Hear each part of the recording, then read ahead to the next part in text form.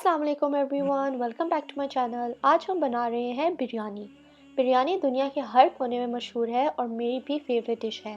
میں نے یہ بیف میں بنائی ہے، آپ یہ مٹن میں بھی بنا سکتے ہیں۔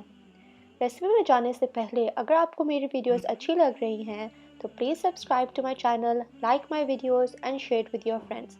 تو آئیں اب ریسیپی کی طرف چلتے ہیں۔ پہلے میں نے لیے ہیں 4 کپ چاول، اس کو میں نے اچھی طرح واش کیا ہے اور اب میں اس کو پانی میں ڈال کے سوک کروں گی ایٹ لیسٹ 30 منٹس کے لیے۔ اور جب چاول سوک ہو رہے ہیں تو ہم اپنی بنا لیتے ہیں گریوی۔ اب میں نے پریشر کوکر میں 1 کلو بیف لیا ہے، آپ مٹن بھی یوز کر سکتے ہیں۔ 5 سے 6 بڑے ٹماٹر، 2 بڑے پیاز، ان کو میں نے رفلی چاپ کیا ہے۔ 4 green chillies, 1 table spoon ginger,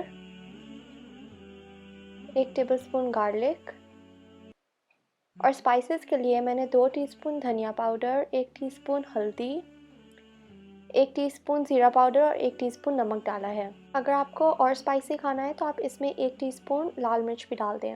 اور میں اس میں ڈال رہی ہوں 1 پیکٹ سندھی بریانی مسالہ شان کا، اور میں اس میں 1 ٹی سپون ریزرو کر لوں گی تاکہ ہم بعد میں یوز کریں۔ اب میں اس میں ڈال رہی ہوں 3 کپ پانی اور میں پھر اس کو پریشر کوکر چلا دوں گی۔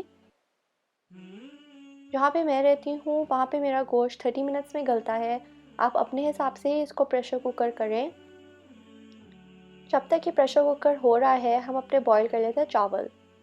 اس کے لیے میں نے ایک پتیلے میں پانی ڈالا ہے، اس میں 2 ٹی سپون نمک اور 2 ٹی سپون زیرہ سیڈز ڈال رہی ہوں، 1 بے لیف اور 1 اسٹار انیس، یہ آپشنل ہے۔ اور میں اس میں 1 لیموں کا جوس یا 2 ٹی سپون ونیگر ڈال رہی ہوں۔ اس کا جب بوائل آ جائے تو ہم اپنے چاول ڈال دیں گے، اور اس کو ہم نے پورا نہیں پکانا کیونکہ چاول ہمارے دم پہ بھی پکیں گے۔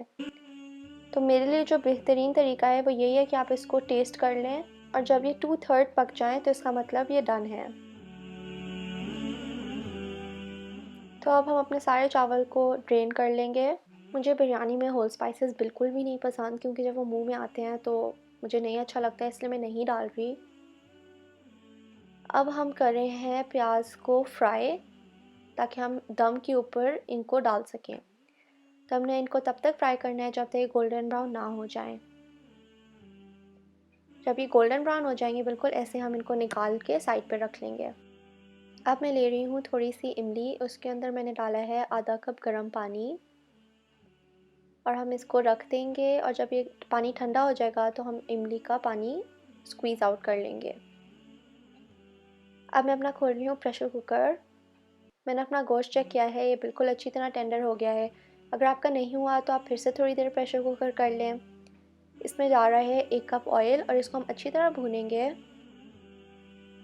جب تھوڑی دیر بعد ہماری گریوی تھوڑی سی تھک ہونے شروع ہو جائے اور آئل اوپر آ جائے تو ہم اس کی فلیم لو کر لیں گے، اور پھر میں ڈال رہی ہوں اس میں آدھا کپ دہی۔ جب بھی آپ دہی ڈالیں گریوی میں آپ کی فلیم ہمیشہ لو ہی ہونی چاہیے۔ اور اس کو میں تھوڑا سا پکا کے اس میں ڈال رہی ہوں 3 سے 5 چھوٹے آلو۔ اگر آپ چاہیں زیادہ بھی ڈال سکتے ہیں، چاہیں نہ ڈالیں، لیکن مجھے بریانی میں آلو بہت پسند ہے تو میں ہمیشہ ڈالتی ہوں، ورنہ مجھے بریانی نہیں لگتی۔ اس میں اب جا رہی ہے 2 گرین چلیز، 1/4 کپ منٹ اور آدھا کپ دھنیا۔ اس کو میں نے اچھی طرح چاپ کر لیا ہے، اور اس کو ہم ڈال کے مکس کریں گے اور پکائیں گے جب تک ہمارے آلو ٹینڈر نہ ہو جائیں۔